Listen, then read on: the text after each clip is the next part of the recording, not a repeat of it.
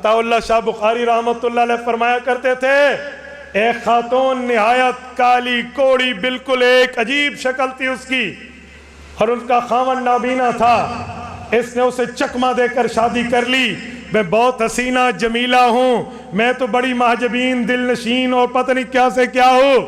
شادی کر لی، خاوند مالدار تھا، اس کے مال کو ہڑپ کر رہی ہے اور خاوند نابینا ہے۔ ایک دن گلی میں ایک بندہ آیا اور نے کہا یہ سرما لے لو، صرف ترک عینک نہیں ہے، اگر کسی کی آنکھیں مادرزاد بھی اندھی ہوں گی یہ آنکھوں پر لگا لے، اس کی آنکھوں کی بینائی لوٹ آئے گی۔ سچ جھوٹ اس بندے کا دعویٰ اپنی جگہ، لیکن اس نے اعلان کیا، اس کے کانوں میں پڑا۔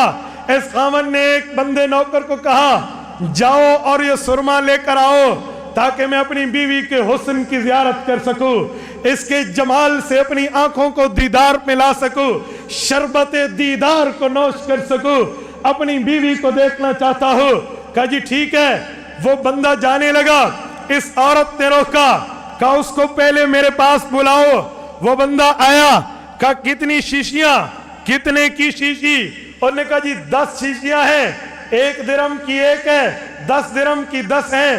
کہا 20 درہم، ایک کے 2 درہم لے لے اور یہ مجھے دے، اس کو دریا میں ڈال اور یہاں سے چلتا بن۔ امیر شریعت فرماتے تھے اس نے کیوں یہ سرما ضائع کرایا؟